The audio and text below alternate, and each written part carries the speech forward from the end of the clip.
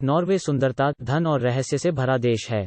इसे इसकी of the grid वाली स्थिति में इसलिए माना जाता है क्योंकि यहाँ यात्रा करना काफी महंगा है। ज्यादातर लोग इसके बारे में बहुत कम जानते हैं। हम 10 चीजों के बारे में बताना चाहते हैं जो नॉर्वे के बारे में लोग नहीं जानते हैं। नॉर्वे में रहने की लागत दुनिया में सबसे अधिक में से एक मानी जाती है। ओस्लो को विशेष रूप से बहुत सारे सर्वेक्षण में दुनिया के सबसे महंगे शहरों में से एक माना जाता है। पेरिस, मेलबोर्न और वाशिंगटन डीसी की तुलना में अधिक रैंकिंग वाले 207 शहरों में से 2015 के लिए किए गए सर्वे में रहने की लागत में ओस्लो को दुनिया के 38वें सबसे महंगे शहर के रूप में स्थान दिया। नॉर्वेजियन लोगों का काफी अच्छा वेतन होता है और उनके भारी टैक्सेज उनके कल्याणकारी कल्याण प्रणाली के लिए इस्तेमाल में आते हैं।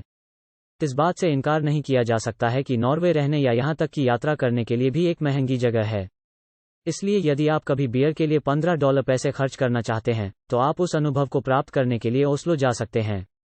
जिंदगी जीने की भारी लागत के बावजूद वहां जीवन का एक बहुत ही ऊंचा स्तर है और ज्यादातर क्षेत्र जीवन में बहुत अच्छा कर रहे हैं, भले कोई जबरदस्त पैसा कमाता है या नहीं। अन्य नॉर्डिक देशों की तुलना में नॉर्वे में एक बड़ा फायदा है उनकी तेल संपदा। 1960 के दशक में नॉर्वेजियन सरकार ने संभावित तेल भंडार का लाभ उठाने की उम्मीद में एनसीएस या नॉर्वेजियन कॉन्टिनेंटल शेल्फ पर नियंत्रण जब्त कर लिया था और हो सकता है कि उन्होंने इसका खूब फायदा उठाया हो। सरकार ने भरपूर तेल वाली जगह को खोजने के प्रयास में बहुत पैसा खर्च किया और फिर तो बस ये काले सोने का बहाव सा शुरू हो गया और बाकी सब तो अब इतिहास है। एक बड़ी दिलचस्प बात यह है कि नॉर्वे की सरकार कई अन्य देशों के विपरीत बड़ी मात्रा में तेल की पहुंच के साथ साथ तेल से कमाए हुए पैसे की बचत करती है।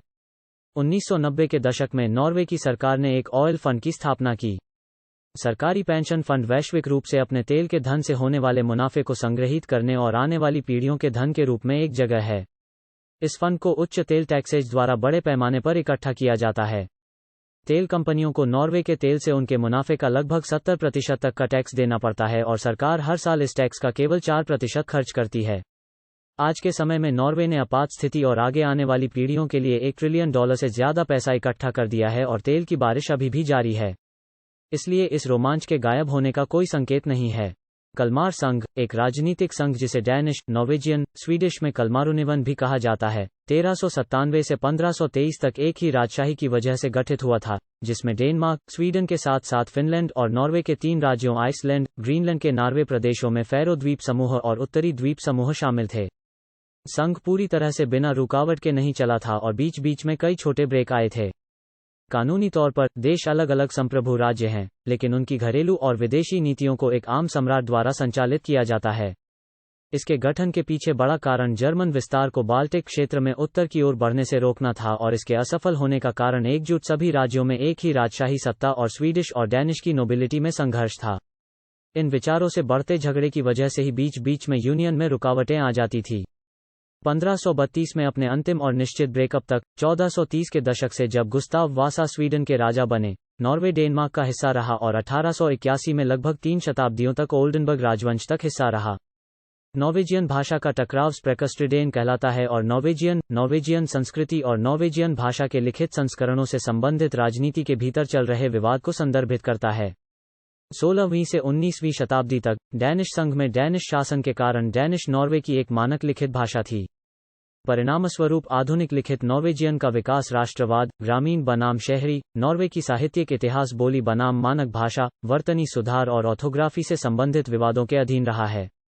इस प्रकार जर्मनी के हॉगडॉच के समान कुछ के विपरीत वास्तव में नॉर्वेजियन के 2 आधिकारिक मानक रूप हैं, बोकमाल जो एक किस्म है जिसे अधिक पारंपरिक, पुराना और रूढ़िवादी माना जा सकता है और कभी कभी नॉर्वेजियन की डैनिश आंखों के रूप में देखा जाता है, और नाइनॉस जो एक और किस्म है जो नॉर्वे का शुद्ध रूप है और इसे डैनिश से अधिक नॉर्वेजियन और अधिक राष्ट्रवादी समझा जाता है। दोनों ही भाषा की किस्मों का उपयोग किया जाता है लेकिन लिखित भाषा में अलगापन दिखता है। 2000 के दशक की शुरुआत में सर्वे ने संकेत दिया कि 86.3% के ऊपर नॉर्वेजियन बोकमल उपयोग करते हैं और बचे हुए लोग नाइनस या दोनों का उपयोग करते हैं। हालांकि ऐतिहासिक रूप से इस मामले को लेकर काफी तनाव था और लोगों को अब भाषा में मतभेद की तुलना से अधिक इस मुद्दे को लेकर जिज्ञासा है। इन दिनों हर कोई स्कीइंग का आनंद लेता है, लेकिन यह सच नहीं हो पाता अगर नॉर्वे ने इस खेल की स्थापना नहीं की होती और लोगों को आनंद लेने में मदद करने के लिए उपकरण न बनाए होते। स्की शब्द मूल रूप से पुराने स्किड से आया है जिसका अर्थ है लकड़ी या जलने वाली लकड़ी का टूटा हुआ टुकड़ा। यह निश्चित रूप से देश में भारी मात्रा में बर्फ को देखते हुए समझ में आता है। तभी तो अमेरिकी, इतालवी या जर्मन ढलानों पर सर्दी में खेले जाने खेलों का आनंद लेते हैं। उन्हें अंततः स्की विकसित करने और इससे जुड़ी गतिविधि के लिए नॉर्वेजियन को धन्यवाद देना होगा। यदि आप स्कैंडिनेवियाई भोजन से परिचित हैं और इसे पसंद करते हैं, तो नॉर्वेजियन भोजन निराश नहीं करेगा। सल्मोन मछली यहाँ का मुख्य खाना है क्योंकि मछली की पर्याप्त मात्रा का उत्पादन करने के लिए इनके पास बहुत लंबा समुद्री तट है।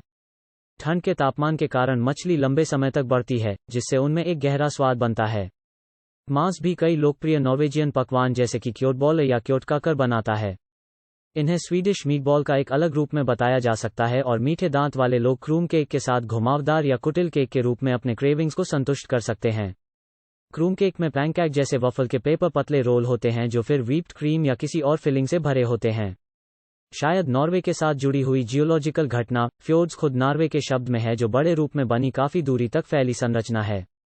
एक फ्योर्ड एक लंबा संकरा इनलेट है जिसमें ग्लेशियल इरोजन द्वारा बनी हुई खड़ी भुजाएं या चट्टानें हैं। जब एक ग्लेशियर आई के आकार में अलग हो, आसपास के बेडरेक के घर्षण द्वारा एक यू आकार की घाटी को काटता है तो एक फ्योर्ड बनता है। ग्लेशियर के पिघलने के साथ पृथ्वी की पपड़ी के साथ बर्फ का भार और इरोजन से खराब हुई नदी की मिट्टी को हटा दिया जाता है। फ्योर्ड्स की नींव अक्सर समुद्र तल से कई हजारों फीट नीचे तक पहुंच जाती है। उदाहरण के लिए सोन्या फ्योर्ड जो नॉर्वे में सबसे बड़ा और सबसे प्रसिद्ध फ्योर्ड है और साथ ही पृथ्वी पर दूसरा सबसे लंबा है, समुद्र तल से 4265 फीट नीचे तक फैला हुआ है। फ्योर्ड्स के बीच पानी के भीतर मछली की एक बहुतायत मौजूद है जैसे कि सैलामन और मैकेरल और व्हेल देखने के अवसर भी मिलते हैं। फ्योर्ड नॉर्वेजियन विरासत का हिस्सा है और भूमि और उसके लोगों की सुंदरता का प्रमाण है। नॉर्वेजियन में लोडालस्टुनेलन एक सुरंग है। यह सुरंग दुनिया की अब तक की सबसे लंबी सुरंग है जो शुरू से आखिर तक 3 मील की दूरी तक है। सुरंग के पास दुर्घटनाओं या आग के मामलों से बचने के लिए आपातकालीन निकास है। कई सुरक्षा सावधानियां बरती गई हैं। हर 820 फीट पर एसओएस चिन्हित आपातकालीन फोन है जिससे पुलिस के फायर विभाग और अस्पतालों से संपर्क कर सकते हैं। फायर एक्सटिंग्विशर यंत्रों को प्रत्येक 410 फीट और उच्च वायु गुणवत्ता को 2 तरीकों से में रखा गया है, वेंटिलेशन और शुद्धिकरण, और यह सुरंग अधिकतम प्रदर्शन पर काम कर रही है। ऐसी छोटी कुल आबादी के लिए, जो मुश्किल से 5 मिलियन से अधिक लोगों तक जाती है, उस आबादी का आश्चर्यजनक प्रतिशत वास्तव में नॉर्वेजियन नहीं है। आज के समय में 16.3% आबादी ही बस नॉर्वेजियन बनाते हैं। नॉर्वे में 5 सबसे बड़े बाहर से आए लोग पोलिश, लिथुआनियाई, स्वीडिश, सोमाली और पाकिस्तानी हैं। यह पिछले दशकों से एक बहुत बड़ा बदलाव है। 1992 में नॉर्वे में बाहर से आए लोगों की आबादी 183,000 की थी, जो कुल आबादी का 4% है। 2015 की शुरुआत में यह संख्या बढ़कर 815,000 या 15.6% कुल जनसंख्या का हिस्सा था। हाल के वर्षों में नॉर्वे में बाहर से आकर यहां बसने वाले लोगों में भारी वृद्धि हुई है, जो कि 40,000 से अधिक है। यह नॉर्वे के लिए लंबे समय में कोई फायदा देता है या नहीं, वो देखना होगा। किए गए सर्वे और रिसर्च के आधार पर, नॉर्वे पृथ्वी पर सबको बराबर समझने वाला समान समाज है, लेकिन वास्तव में इसका क्या मतलब है? नॉर्वे में औसतन $1 एक महिला द्वारा कमाए जाने पर एक आदमी ने $1.27 कमाए, जो अगर हम सालाना इनकम के रूप में देखें तो, जो महिलाओं के लिए लगभग $7,856 के बराबर है और पुरुषों के लिए $73,257 है, जबकि आदमी ने अधिक घंटे काम किया। नॉर्वे की महिलाओं में 70% राष्ट्रीय श्रम बाजार का हिस्सा है, जबकि अन्य पुरुषों की तुलना में नॉर्वेजियन पुरुषों की भागीदारी 80% है। बाकी देशों से यह आंकड़ा बहुत बेहतर है और महिलाओं की राजनीतिक भागीदारी अधिकांश देशों की तुलना में अधिक है। कुल मिलाकर नॉर्वे में एक महिला होना एक बुरा सौदा नहीं है और शायद एक आदमी होने से भी बेहतर है। इस तरह की और अधिक टॉप लिस्ट्स के लिए वीडियो को लाइक करें और सब्सक्राइब करें। देखने और सीखने के लिए धन्यवाद।